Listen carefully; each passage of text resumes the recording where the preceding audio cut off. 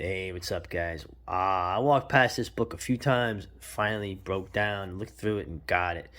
Yeah, it deals with the horror soundtracks on vinyl, right? But in terms of like, I don't have a record player. I don't play vinyl. I listen to vinyl rips, on the different video platforms. But as a resource for the horror soundtracks of the last 50 years, and the artwork that's associated with it, like this cool cover here. Why is it pink? Well, it's like the new technology now. You can make vinyl in these crazy colors, pink, neon. I think they call them splatter.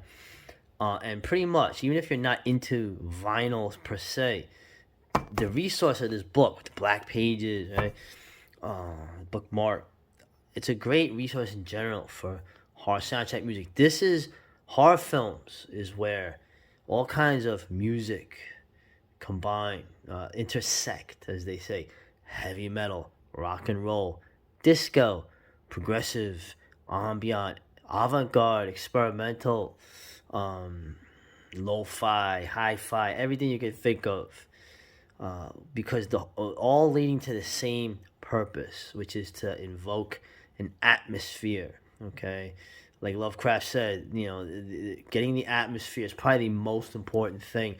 And the music does that. It hits you on that level, almost like an instantaneous mainline hit, where the visuals are supplanted by the what you hear.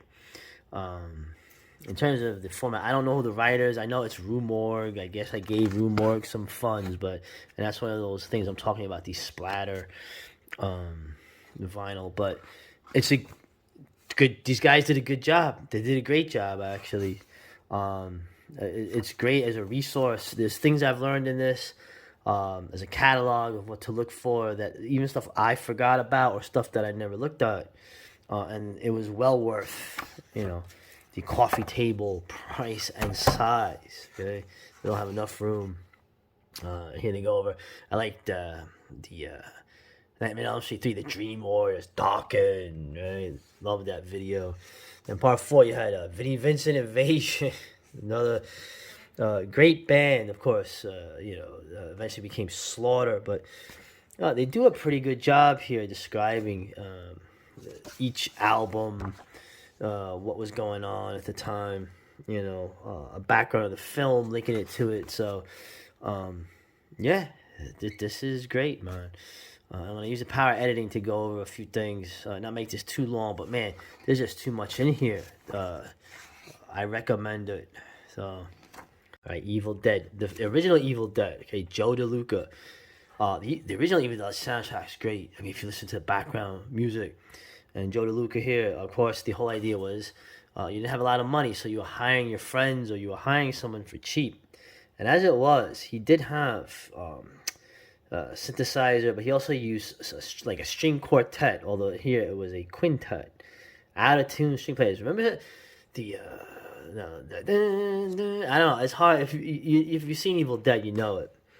And it's very interesting how he did that. He couldn't get an orchestra, but he got a string quintet, and messed around with synthesizers. Okay, this is stuff you could do for these horror films. Of course, Evil Dead 2, he had more, right? Evil Dead, I loved Evil Dead 2 when I was a kid, getting into the movie, but really, an Army of Darkness was fun, but as the time's gone by, the original one is the be-all, end-all, and this is where it started. This is where that music is. Recommended. Everything I show here is recommended. Phantasm, right? I'm not even, I remember they used to play like the 80s, the mid 80s rap, like on Kiss FM, BLS. They used to have like this break instrumental of the Phantasm theme, which I probably heard before I actually saw this film, when I was able to link these things together. But I remember that was hot. And also, it was used in the first Entombed album. They had a musical interlude in between, I think, the first and second track, from Left Hand Path, Entombed, the Swedish death metal pioneers. And they had the Phantasm theme. Great theme. Variation of Tubular Bells, but I like this better. And going through. Yeah, a lot of stuff too. Some of the stuff I never thought of, right? In terms of the music, I heard this was a good movie. I have not seen it. And of course, The Fog. John Carpenter frequently shows up. John Carpenter being one of those guys, a director who was originally a musician and scored many of his own films. But there's a surprising one here that I didn't know, which I'll cover, of a famous director who's now deceased, who actually did the soundtrack for his debut horror film, which I didn't even know. It was just him and a friend. But we'll get into that when I go further back. And like Tangerine Dream, remember them? Anyway, The Witch. And it's interesting here. The guy mentions the different instruments that he made. Let's see, Mark Corbin. But I remember I saw a video a while ago. He actually made his own. He made an instrument for this, the apprehension engine, which is a lot of these sound effects, kind of built into like a homemade thing. But he doesn't really mention it here. He mentions other things. So I don't know if he used it. Right. It's weird. It's kind of a mystery. I thought he had made a specific instrument here, but he's saying he used other ones here. Waterphone. Very obscure, but very atmospheric instruments. Great film. Great soundtrack. Creepy as hell. That's the point. Right? That's what they call us. Right?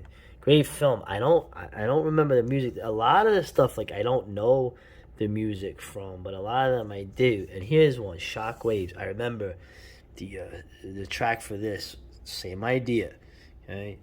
Same concept, going either to Pulp Fiction, to Weird Tales, to black metal, to web comics or underground comics or mini comics or zines.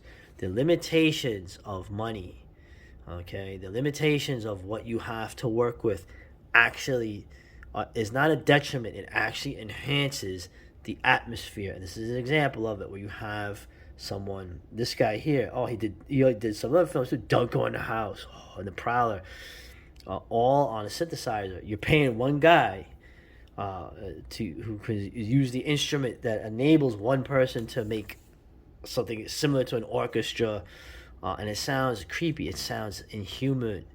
Okay, the big thing about the Detroit techno that influenced the European techno was the fact that it sounded so inhuman, so creepy, otherworldly, dystopian. That's where this minimalist synth stuff really shines. That's why there's so many projects and little band groups or whatever doing this style, making music for movie soundtracks for movies that don't really exist. And Shockwaves is a perfect example of that 70s sort of thing. And of course, then you got Ennio Morricone. Man, I forgot. Orca was a crazy ass movie, man. Blackula. Yeah.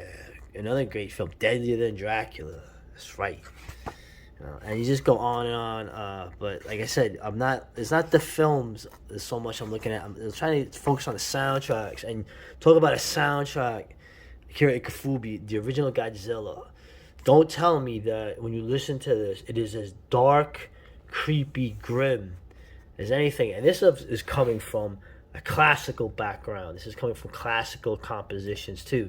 So you see that no matter what you're getting at, electronic music, rock and roll, metal, or classical music, you create atmosphere that enhances the film greatly. And that's the beauty of the music, the diversity. Right? Of course, I went over Gene Roland films, but the music, I remember the music is the same thing. It's the minimalist synth thing. Apparently, this guy did a lot of the films. I'm probably going to go over, for myself, choice soundtracks here and actually listen to the music again.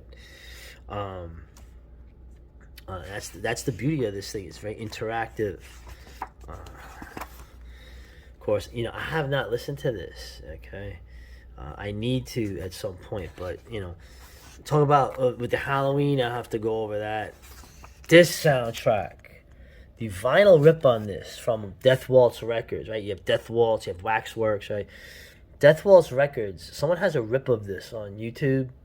Halloween 3 is probably the best thing. And of course, it's Alan Howarth and John Carpenter. Minimalist, creepy. I was listening to it the other day while I was working on something, and it was one of the best, most underrated soundtracks you have. I recommend it, but yeah, John Carpenter, man, really amazing. Prince of Darkness, right? All this stuff here. Once again, I mentioned it before, but I'm gonna go over another director who made the debut soundtrack for his own film, and he wasn't a musician, which I find fascinating. Real quick, I remember this movie. Rocktober. I've been listening to some of the music from Rocktober Blood, which I've never seen, and Black Roses, which I have also never seen, but I meant to. I was gonna rent this back in like the 90s, but I never got around to it. This is the best soundtrack, right? Fast Way, right? The guy, Fast Eddie Clark. This is a fun movie. Ozzy's in it and Gene Simmons is in it, but this is a great, probably the best of the Halloween heavy metal 80s soundtracks. But this is pretty decent too. This one, of course, the actual Black Roses made up band has some good songs in the 80s style, but you have a lot of other ones on here, right? You got King Cobra, Bang Tango, okay, and Lizzie Borden. Remember Lizzie Borden? Lizzie Borden was literally like a drag queen singing like heavy metal. Pretty crazy stuff, but I always when I look at it, right? The horror movie and metal and rock, doesn't go as well, but when it does go, okay. Now listen, everyone loves the Rocky Horror Picture Show. I'm not a huge fan of it. The glam rock horror film is Phantom of the Paradise, right? They used to show this on TV all the time, late at night, man. I love this movie's great. That creepy ass Paul Williams, great actor, comedy, Cannonball Run, Planet of the Apes, great songwriter. And of course, the movie's great. Jessica Harper, actually, I think she actually sings her song with her actual voice. And of course, fucking Beef. Beef was great, man. Very edgy at the time. The juicy fruits. But yeah, Phantom of Paradise, man. That's the glam rock horror film, man, of the 70s. Return of the Living Dead, the crazy freaking movie with the best punk soundtrack for the horror film. Right? And then Alice Cooper comes back in the 80s, right? King Roberts, right? The Rambo dude with the machine gun guitar. He was in WrestleMania. He was backing up Jake the Snake. But yeah, Man Behind the Mask. This is Constrictor, Raise Your Fist and Yell. This is when Alice Cooper comes back, right? Lots of fun, great stuff. Always an Alice fan. Of course, the original band's the best, but he had a lot of good stuff on his own. Well, we're getting here. I'm running out of time. They don't have to go over the Italian horror soundtracks, Profondo Rosso. I don't really have to go over it. I've gone over it tons of times. Goblin, Fabio Frizzi, Ennio Morricone, right? Four Flies on Grey Velvet. I think this might be his best film next to Deep Red. This was an amazing film. It's harder to find, but in terms of the movie, you have so many other people too. Man, this Fulci movie was sick. Right. You got a lot of this guys here. Goblin, okay. This era of Goblin. Shout out to Maurizio Guarani, okay. Doesn't get a lot of attention. He did some of the best synth work for the latter Goblin. That should be mentioned more. Found it out. Texas Chainsaw Massacre. I had no idea the soundtrack was done pretty much by director Tobe Hooper and a friend. Literally banging metal together and just creating one of the earliest industrial ambient soundtracks. Absolutely amazing. Had no idea. Man, rest in peace, Tobe Hooper. Jess Franco, remember, he was also a musician. Yeah, he did like a lot of jazz kind of music. I did not know that. Nosferatu soundtrack, Werner Herzog had a Popol Vuh, the Krautrock. I didn't know that. All right, one last thing. Tristram Cary, electronic music pioneer, but also a great orchestra composer. Okay, Blood from the Mummy's Tomb he did, but he did Quartermaster in the Pit, one of the best science fiction horror movies ever made. That's that. Great book. Go get it, even if Rumor gets money. Later.